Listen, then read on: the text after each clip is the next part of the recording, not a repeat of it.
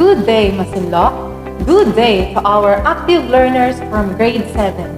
Welcome to our on-air class.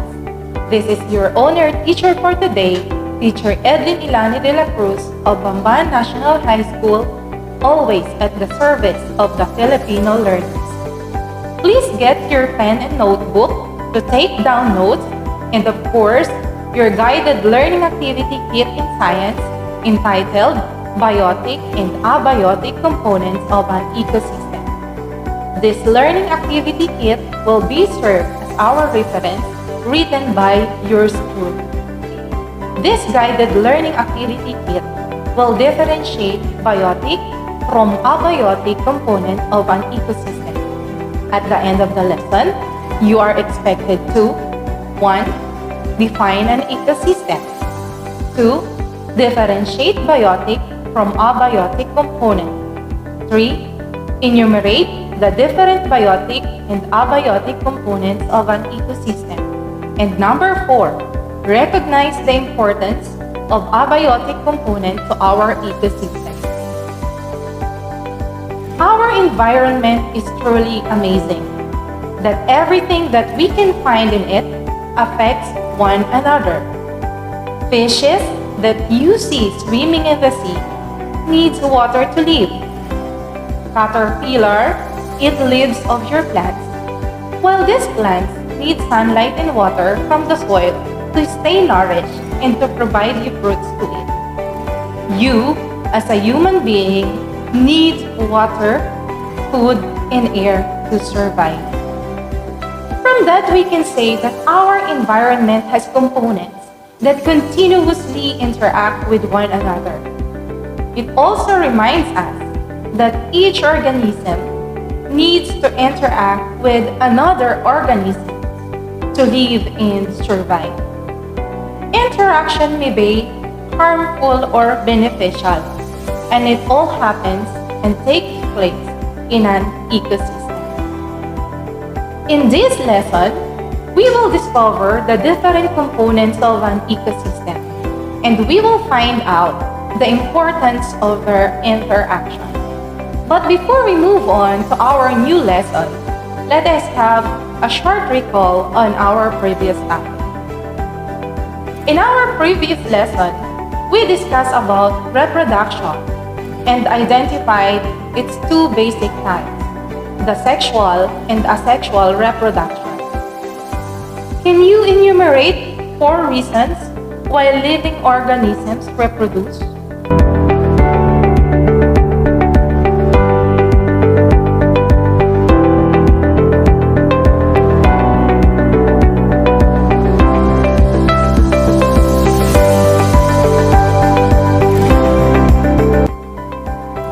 Very good. The living organisms reproduce in order to 1. It helps to increase the number of population of species in a certain ecosystem. Second, genetic material can be passed through to parents from offspring. Third, old species are being replaced by the new one. Fourth, it helps the population of the different species not to become extinct. And the last one, it ensures the survival of a certain organism. Based from that lesson also, we learned that there are 2 types of reproduction, asexual and sexual reproduction. Now, can you identify at least 2 characteristics that describe sexual and asexual reproduction?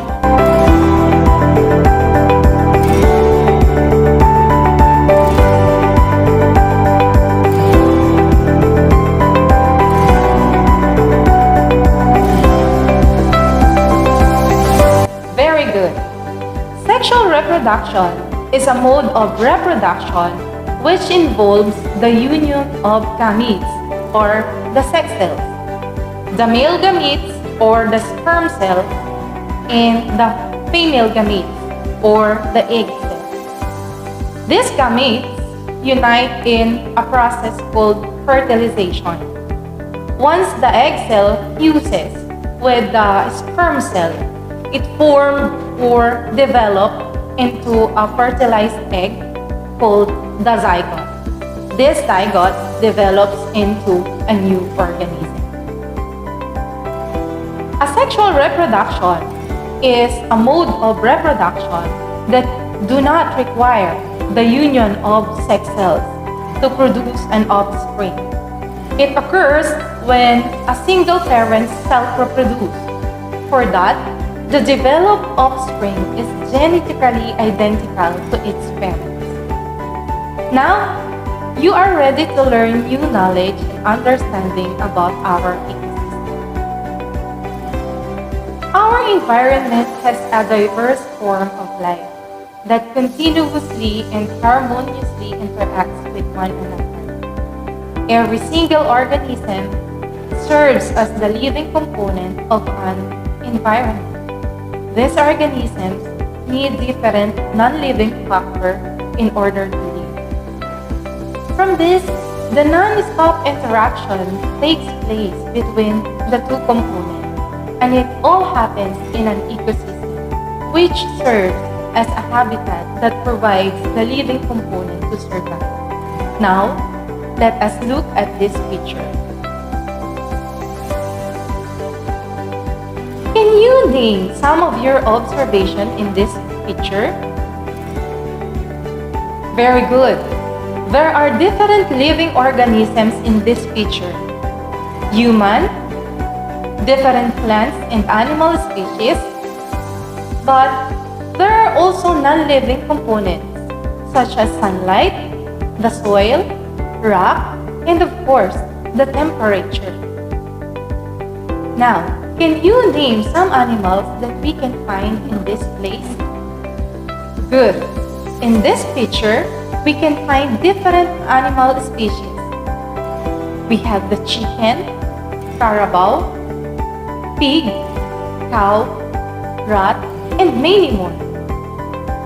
Now, how do these organisms survive in that environment? Excellent answer. These animal species survive because most of them are dependent on plants. But these plants need sunlight, water, and other nutrients from the soil in order to survive. This picture is a simple model of an ecosystem. What then is an ecosystem? Ecosystem is a community by which different living organisms interact with their physical environment. Everything has its own place in this system and depends on each other in order to survive. Going back to this picture, it has different living organisms. The trees, different plants and animal species. Each of these organisms needs different factors such as sunlight, water, and moisture in order to survive. It only shows that interaction takes place continuously. The ecosystem serves as a habitat for the living organisms with the help of the different factors in the environment. A forest, ocean, and even a rotting log or rock can be an ecosystem. But the question is, how do this be an example of ecosystem? A forest is considered an ecosystem where we can find varieties of plants, animals, and different microorganisms which interact with the physical, non-living component of an ecosystem. Marine ecosystem serves as the largest aquatic ecosystem, which includes corals, mangroves, and fishes affected by the sunlight, salinity, oxygen, and light level. A rotting log is an example also of an ecosystem. The interaction between the soil, temperature, and organisms living in and on the log takes place continuously, and a rock can be an ecosystem once a small plant organism starts to grow again. From that, We can conclude that an ecosystem is very important that provides every living organism with food, nutrients, and habitat to survive. An ecosystem has two main components, the biotic and abiotic components.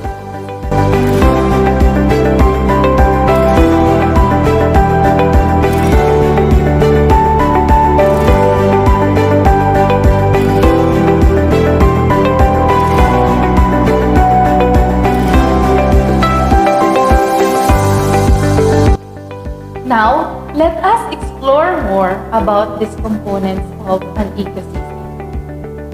Biotic components are the living components of an ecosystem. These organisms are classified into two groups, the autotrophs and heterotrophs. The autotrophs came from the Greek words auto, which means self, and the word tropikos, which means nursing and feeding. It is also known as producers, by which organisms produce their own foods, such as plants. On the other hand, heterotrophs came from the word hetero, which means others, and tropikos, which means they cannot synthesize their own food, thus taking nutrition from others.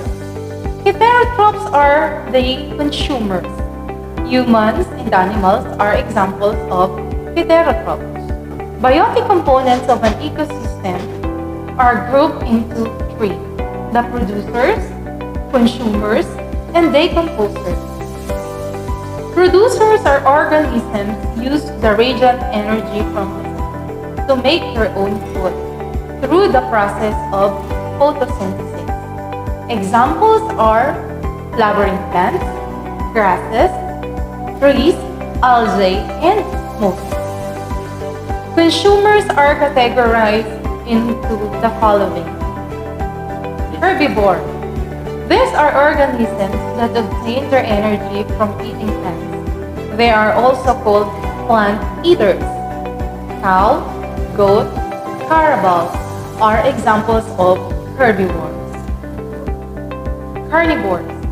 These are the animals that eat another animal organism. The word carnivores came from the Latin word caro, which means flesh eaters. Lion, wolf, and tigers are examples of carnivores. Omnivores.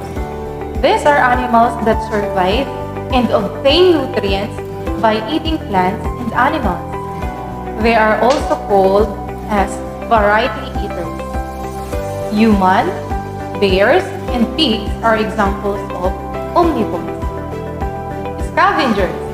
These are animals that consume dead animals due to illness and accident. Vulture and hyena are examples of scavengers. Parasite.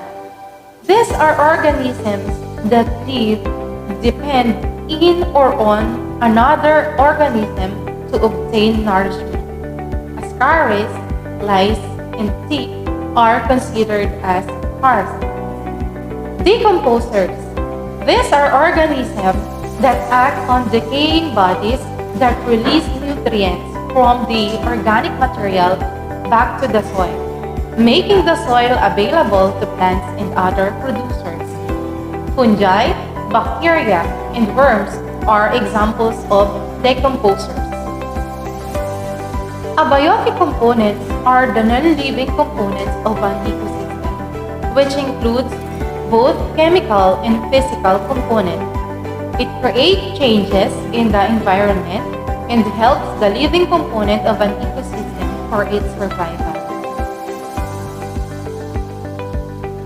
The following are examples of abiotic factors. Sunlight. The sun provides our planet with light and warmth, making it the main source of energy. It is necessary through photosynthesis of plants to produce their own food.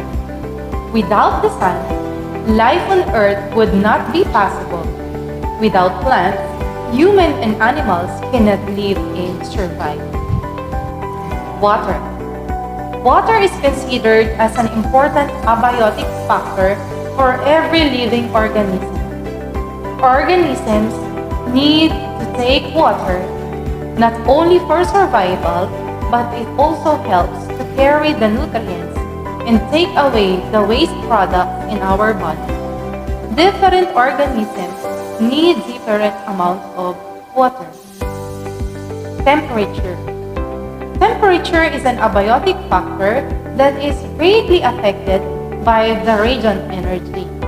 It influences the metabolic process of a certain organism. Temperature also determines which plant and animal can survive in a certain area.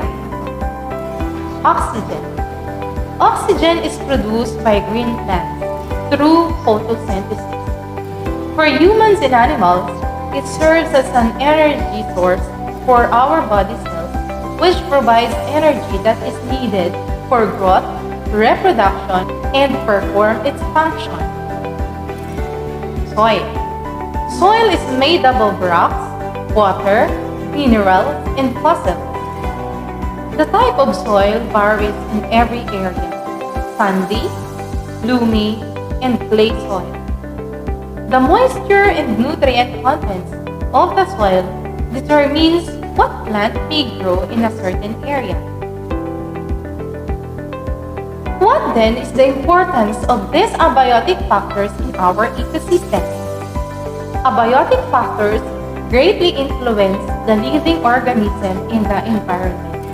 It determines the variety of plants that may grow in a certain area, as well as the animals that may live in it. Listed below are the important role of abiotic factors in an ecosystem. 1. It helps to sustain the life of living organisms by providing the needed nutrients. 2. It affects the growth, maintenance, and reproduction of the living organism. 3. It provides habitat for living organisms, especially for the wild plants and animals. 4. It provides radiant energy for the plants, which is ultimately needed by the full community of an ecosystem. And the last one, it helps maintain the usual flow of energy in an ecosystem. Now, let us measure how much have you learned in this lesson. Let us try to answer guided practice 1 entitled Witchy Witchy Witchy. In this activity, there will be different features will be shown. All of these are components of an ecosystem. All you have to do is to identify which examples are abiotic and biotic. Write the word biotic if the given example is a living component, while abiotic if it is an example of a biotic component. Write your answers on your paper.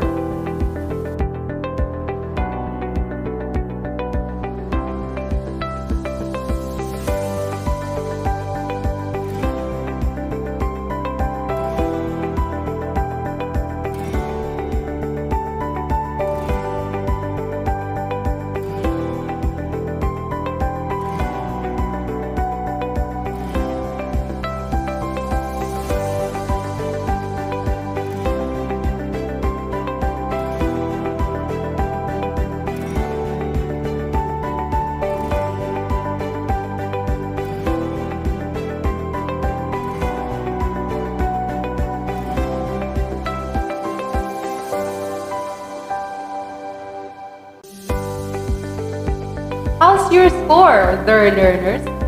Always remember that you are doing great in everything that you do. Always bear in mind that there are better things than getting high scores. What important is you learn from your mistakes and become a better learner at the end. Your science teacher will wait for your output. Our dear parents, guardians, and learning facilitators, your guidance can make a difference on how well your children can accomplish the learning. Kindly provide them assistance. Thank you for your support to possibly accomplish the task and for gradually helping them to become independent learners. If you have questions, just message your science teacher or they can help you to be enlightened in the parts that you have doubts and difficulties. You can do it, learners. Let us help each other to make this new normal education successful. Once again, this is your own air teacher, Teacher Edlin Ilani de la Cruz of Bamban National High School.